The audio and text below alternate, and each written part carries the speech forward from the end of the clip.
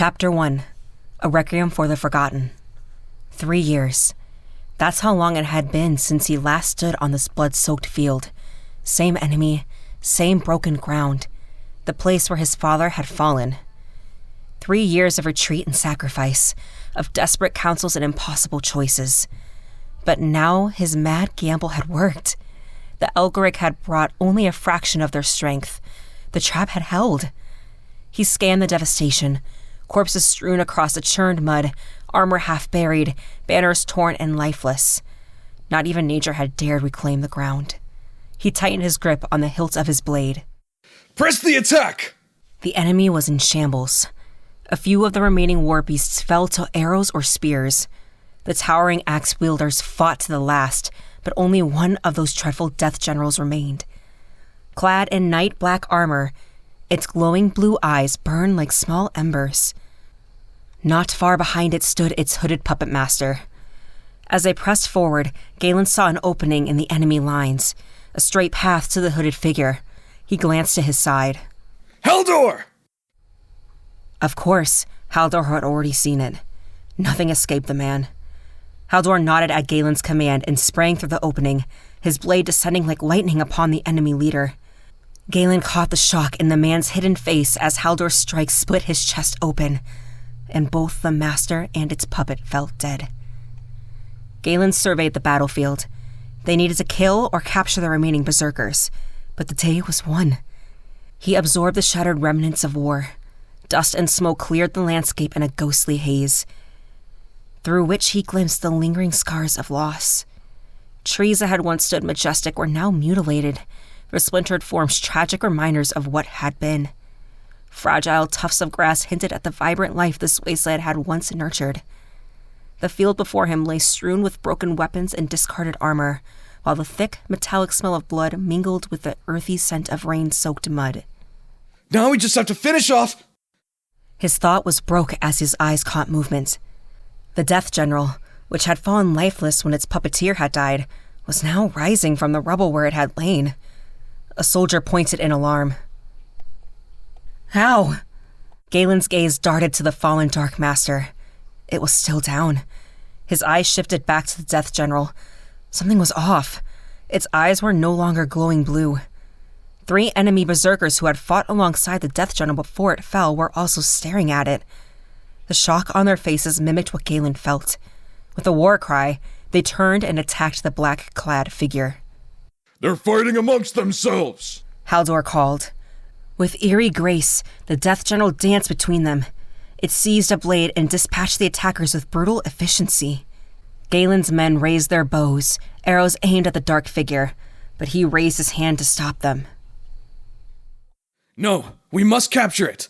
Something is not right here. Priests, can you hold it? The creature had changed. He was sure of it. Its eyes and the way it moved. It wasn't like before. Less mindless, more deliberate. It looked, for a lack of a better word, alive. His pulse quickened. This wasn't just another spawn to be cut down. Something that didn't fit the pattern. And patterns mattered. He had to understand it. Document it. Ghalen stood just outside the containment circle, gripping the hilt of his blade as the priests took to their positions. He recognized the ritual. Holding stones. Carved from obsidian and etched with anchoring runes, they were designed to restrict movement. A brutal but effective method of capture. The priests moved with practiced precision, robes brushing the earth as they spread out to encircle the Death General. Teal-clad soldiers held a tight formation behind them, shields raised in case the binding failed. The enemy, though still imposing, hesitated. Ghalen caught it scanning the field, assessing the uniforms, the discipline. Its movements, once fluid and deadly, had shifted. No longer pure instinct, but calculation. As the chanting began, the priests tossed their stones into position. Pale light shimmered from the runes, tracing an invisible cage around the armored figure. The Death General flinched as the field solidified. Ghalen saw the strain instantly. Subtle tremors in its limbs, a tightening of its jaw. It tried to fight it. Most of them did. But the stones were already working. Its movement slowed, limbs growing heavy under the weight of magical pressure. The creature ground out the words, voice low and guttural. Release me. The defiance in its tone wavered. With one final breath, it whispered, You demons. before collapsing to its knees, armored frame sagging as its head dropped forward. Ghalen released a slow breath, his instincts still on edge. Bind it. He called out firmly. Keep it restrained. We need to question it. His gaze lingered on the fallen figure, unease curling in his gut. This wasn't over. Not yet. It's a woman! A soldier called out as he bound her arms. Ghalen didn't linger on the revelation. What still had him reeling was the fact that she, had spoken. The soldiers brought her to the old armory tent, now mostly empty. They stripped away her armor, dressed her in a simple shift, and tied her to a stake. They were rough, slapping her awake and splashing water on her face. Ghalen couldn't blame them. The Death General had slain many of his men, many of their friends. He took in her features, pale skin, intricate blue markings beneath her eyes. Her brown hair hung in tangled strands streaked with dirt, a flower-shaped jewel woven into the mess. Her green eyes looked kind and frightened, but undeniably alive. Nothing like the empty, lifeless gaze of the enemy. And those ears, large, curved, inhuman. What manner of creature was she? Despite their efforts, they got nothing but dizzy, slurred words from her. What little Ghalen could gather suggested she knew nothing, or perhaps she was too disoriented to speak. I don't think we'll get much from her like this, sir, one of his officers said. We should let her rest. Ghalen nodded. Let me know as soon as she wakes. A dull throb in her temple dragged her from her sleep. She was bound and battered in what appeared to be a tent used as a temporary armory. Despite her aching body, she tried to get her bearings, looking for anything that might aid her. In the corner of the tent, she noticed a set of black plate armor, distinct from the leather worn by her attackers and the chainmail of her captors. Did I wear that? She wondered, squinting. Through the commotion outside, she strained her ears, catching snippets of a conversation between guards stationed outside. By the tone of their voices, they were confused. By Lumire's light, we killed the Dark Master. Why is she not dead? One guard said, a hint of fear in his voice. A bad omen, I'm sure. A second guard weighed in. The Westfolk feared her as much as we did, and she was killing her own before we cornered her. But I don't see why he ordered us to capture her. The conversation ceased, replaced by a palpable tension. Someone was approaching. She tensed. Her body was prepared to react, even if her mind did not know what to do. The entrance to the tent was flung open, revealing a silhouette against the backdrop of the setting sun. As her eyes adjusted to the light, she studied the man who had entered. His youth seemed marred by battle, his tanned olive skin scarred and bruised, his hand resting on the hilt of his sword. Black hair, like charcoal and neatly tied back, framed a pair of intense brown eyes. His armor, similar to that of his guards but adorned with gold embellishments, bore the crest of a mountain chain, a sign of high rank, she guessed. The large, calloused hands, especially the right one marked by a prominent scar across its back, testified to a man who did not shy away from battle. A youth at the front of an army?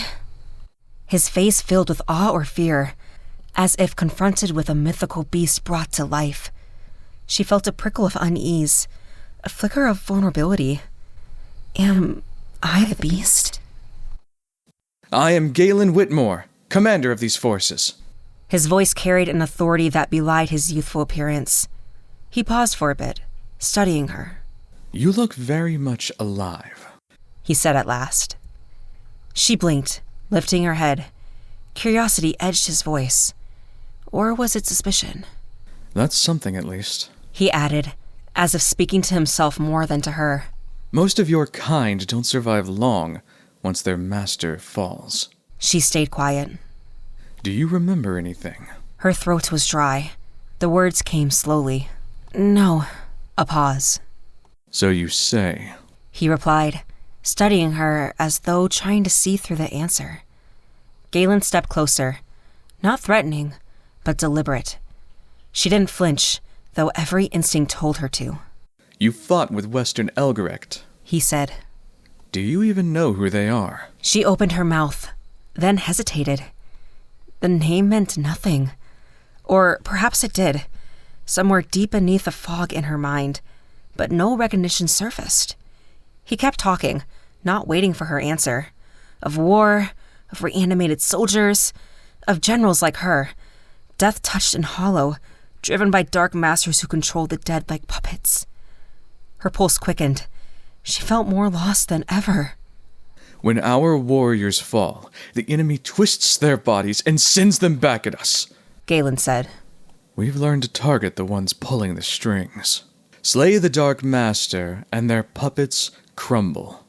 He paused, eyes narrowing. But not you. You're still standing, still thinking. You even fought against them. She swallowed. How do you fight an army that doesn't stay dead? Ghalen gave a grim smile. We don't. Not easily. Luckily, only the Dark Masters can raise the dead, and not many at once. As far as we can tell, each one commands a handful of death generals, and we've never seen more than a few Dark Masters on the same battlefield. He looked away, jaw tight. But that's been more than enough. They've kept us losing for years. A surge of panic rose as a memory surfaced. A hooded figure stabbing her. Wound in my chest. Did they patch it? She could not see any bleeding, and the only pain she felt was from the guards earlier. Yet, her hands were bound behind her back so she could not touch her chest. They had to have patched it. That wound would have killed her, and she was alive. I am alive, right? Ghalen continued to pace the room, muttering to himself. Perhaps a woodland elf, he speculated, his eyes tracing her face. His expression shifted to one of doubt, and he shook his head as if dismissing the possibility. She turned to the side, catching her reflection in the polished shield by the wall. Her ears were long and pointed, almost twisting like a ram's horns. She looked nothing like these people around her. Could you be a high elf? He asked, lowering his voice to a hushed whisper. It was as though speaking too loud might dispel an illusion. Could you be from beyond the great elven wall? Her heart fluttered at his words, an echo of familiarity ringing in her ears. The mention of the wall stirred something within her. Yet, she had no answers. The surrounding men viewed her as some mythical creature, and she feared such creatures met tragic ends. There's a prophecy in our temple that an angel of Lumar would deliver us in a time of need. I've never put much faith in prophecy, but you look like no creature I've ever seen. If we were to show you mercy, perhaps your kind could aid our cause. Lumar knows we need it. Fight in this war? Her brow creased. Did you not win out there? Her eyes drifted towards the tent flaps. We won the battle, Ghalen said. But we're losing the war. He wants me to fight? For them? My people? The words echoed hollowly. Who would I even call upon? I don't know who I am. Galen's eyes locked onto hers, searching, as if the answers might be buried behind her silence. Do you truly not remember anything of your past? He asked, a hint of desperation lurking behind that steady gaze. She hesitated, feeling exposed. I told your people I don't know who I am, or where I come from. Besides, why should I trust you? He grunted. Do you have any other option? Death. She sighed and added, when you mentioned the elven wall, it felt familiar. I can't explain it. Very well, he said. Our path home to the capital will take us past the Great Gate, leading to the Elven lands. Humans normally steer clear of it. It is unpleasant for the mind. Perhaps what unsettles us could help spark something in your memory, or time might bring something back to you. However, he added, crossing his arms, we will not trust you. Restraints will be necessary. Before she could respond, a guard stepped up, raising his voice. "Ghalen, are you truly inviting this demon to join us? The journey home is already dangerous without an enemy in our midst." Ghalen raised his hand. Cain, my decisions are not made lightly. Do not doubt my judgment, Banner General. The man's voice wavered. "No, sire. But she fought against us. I fear for—" Enough! Ghalen interjected. Fear has two sides, the known and the unknown. Maybe by knowing her better, we might find an ally where once we saw an enemy. Besides, do you think one disarmed, bound woman will defeat what remains of our company? Cain bowed his head. "I overstepped," he said, then excused himself from the tent in a hurry. Outside, she heard muffled voices, one whispering, "Has the boy lost his mind?" Another voice shushed the first. "Be careful with your words. Do not question his orders so boldly. He could have your tongue for that." She thought her hearing might be sharp, as Ghalen showed no sign that he had heard the exchange. He turned back to her, extending his hand. So, will you come along nicely? She looked into his eyes. "What if I did not?" I don't want more bloodshed. "But you can't let me go?" No, I cannot. He frowned. "Better a prisoner than dead." "I'll play along if that will keep my head on my shoulders." She could not help wondering if she could help end this war, or if she would make it worse. As she agreed, Ghalen gave a sigh of relief. The journey back to the east will be a test of endurance and patience. We are still within contested territory, with several days of arduous riding ahead. The enemy forces are scattered across these lands. The passage will not be easily granted. The two guards stationed outside entered as Ghalen left. They hauled her to her feet and led her outside. Dirty, tired faces stared back at her. What remained of the victorious band seemed to be a force of less than 100 strong. She saw frowns and narrowed eyes as she was led past them, but she steeled herself, ready to face the challenges that lay ahead. The guards stowed her in an open carriage, her wrists and ankles bound, and her body draped in a green cloak to shield her from the harsh winds. They outfitted her in the teal robes of their healers, woven with brass detailing, very different from the intimidating plate armor she had worn in battle. The looming darkness mimicked her current state of mind, shrouded and uncertain. Around her, the men and women of the company prepared for their travel, their movements efficient and sure, opposite to the turmoil within her. She remained preoccupied with the haunting memory of the hooded figure and the searing pain that had consumed her. She closed her eyes, searching her body for any remnants of the wound. But there was nothing. No scar, no lingering ache. It was as if the memory existed in a realm separate from her physical being. A shiver ran down her spine, a disturbing realization that she had defied death itself, emerging from the abyss untouched. She thought about coming face to face with the great gate, which brought an unexpected sense of calm. She could see the wall that would lead to it stretching out in the distance, as far as her eyes could reach. Her gaze then settled on the distant battlefield where she had been captured. Despite the horror of the scene, her eyes lingered on the field, her shoulders slumping slightly. She swallowed hard. It was the only thing she knew in this strange world. Her captor's fallen comrades were retrieved and buried with ceremony, while the leather-clad warriors became a feast for crows. An exception was made for the hooded figures, which were burned. There was much movement, packing and saddling of horses, loading of carriages. Weapons were cleaned and packed. Soldiers patched each other's wounds, and those more gravely wounded were helped by cloaked figures whose faces she could only see in passing. For some reason, carts set off with just a couple of riders in different directions without any cargo, but with many riderless horses in tow. A soldier with a large build and pale skin mounted the front of her cart, grabbing the reins. He turned to face her. She expected a vicious glance and a snarky comment, but his smile was warm. The name's P.O. Orlick, Galen's personal guard. He adjusted the reins. Riding with him, I reckon we'll cross paths quite a bit, mistress.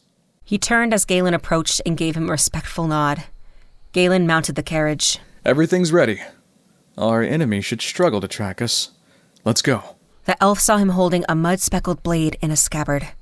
Even in this dirty state, she could see the golden details on the blade. You found the blade, then? Pyor asked, eyes widening. Yes. It seems they did not loot our dead. The blade will be brought home, Ghalen said, tucking the blade behind him. They left the mangled battlefield behind. The war-tainted air gave way to the freshness of untouched nature, a balm to her soul. Gradually, she surrendered to the lulling motion of the cart, dozing off to the rhythmic sound of the horse's hooves against the earth. Her mind wavered in visions of war, destruction, and always a hooded figure looming over her. But there was something new. She thought she could make out a figure in a rose garden, watching over a flower at its center. It was withering. When she came to, the sun was no longer in the sky.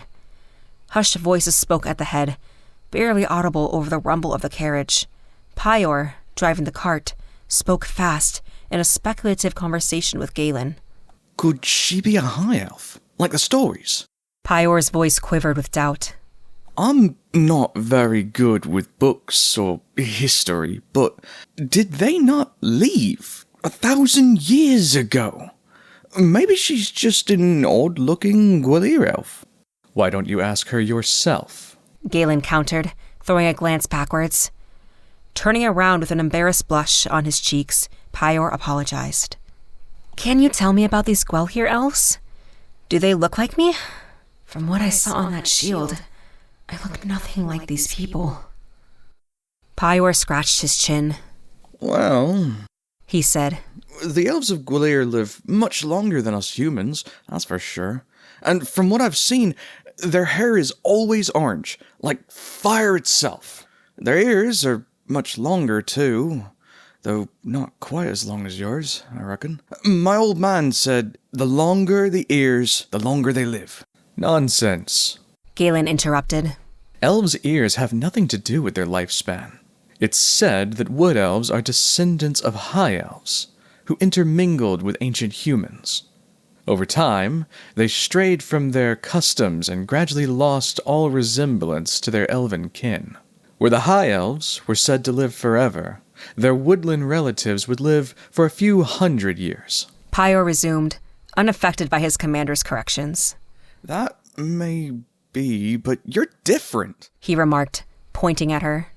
Your hair is brown, and the markings on your face, elves are born with them. But wood elves sport green markings. Yours are blue as the summer sky. And would my looks make me more similar to these high elves you speak of? She asked. Pyor looked at her with his mouth open. He appeared relieved when Ghalen answered. We could not say. The gates to the supposed high elves have been closed for thousands of years, and the elves of those lands are nothing but legends to us. Our priests worship remnants of what they left behind. She sat in silence for a long while, listening to them talk. Their conversation had changed to what routes would best avoid the wind. Pondering what was said earlier, she had no memory of anything but her seeming death. But she did not trust these men enough to share that memory. As the carriage trundled forward, the wind was a constant companion. She saw the land transform from war-torn, muddy fields to new terrain. It was not welcoming, but a harsh landscape with trees sparse and leafless, even though tree buds spoke of it being springtime.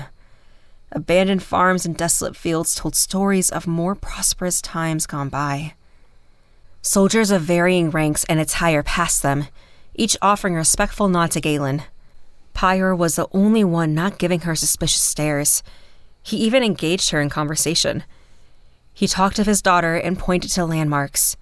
Their exchanges provided a welcome distraction, keeping her troubled thoughts at bay. Her captors did not seem evil. This Pyor was quite kind to her. When the sun reached high in the sky, casting a warm light that hinted at the summer to come, 4 distinct riders appeared. The teal of their hoods resembled the one she wore, adorned with intricate bronze jewelry. The riders felt familiar. Were they the same figures who had ensnarled her with their magic on the battlefield? Their hoods were pulled back now, revealing beautiful ice blue eyes set against bronze faces framed by raven black hair dripping with jewels. Their regal bearing was evident, even in their saddles. They offered the customary nod to Ghalen, but they seemed to look right through Pior. The elf sensed an undercurrent of tension. Other soldiers passed the four riders with suspicious glances, moving out of their way as if to avoid a bad smell. As I got out of earshot, she turned to Pior. Who are they? And why do they seem so unwelcome among the soldiers? Pior sighed, scratching his mustache. Them? Oh, they're the Keld from the far south. Priests and priestesses from the Temple of Lumiere in the capital. They're usually engrossed in their books, and they know some healing arts. In most places across the Isles, they're revered. He muttered. Not able to catch everything else he said, she thought she heard something like, "They should be grateful one of the tower seats rides with us." He turned to face her again. But this is Ilskar. People say books don't fend off wolves or bring in the harvest. I've learned a few things since moving to the capital, in no small part thanks to Ghalen, but people here are skeptical of what they don't understand. Funny how quick that changes when they're injured. He added, a note of amusement flavoring his voice. She furrowed her brow, glancing at the vibrant display of flags surrounding them. Each one had a distinct emblem and a color scheme that seemed to hold a meaning. What's with all the flags, Pior? He followed her gaze. District banners. Eronia's a big place, you know. 12 districts, each with its own lord, and a spiffy flag to show for it. She nodded. And under which banner do you serve? He pointed to a teal banner with 3 mountains in its center. The capital of High Fara. All other banners defer to it. It answers to the Lord Marshal himself. Lord Marshal? Have I seen him? No, he's not here. Most men under our banner are busy on other fronts. He trailed off. She surveyed the scene, counting 5 distinct colors among the flags. This Pior appeared to be a talkative man, something she did not mind as he seemed to indulge teach her. He talked until the sun was setting and the cold kicked in. A scout returned with suggestions for a campsite, reporting an enclave some 15 minutes ride away. She tried her best to huddle deeper into her cloak, fighting the encroaching cold. As soon as the sun had left the sky, she felt exhausted. A fire would be nice.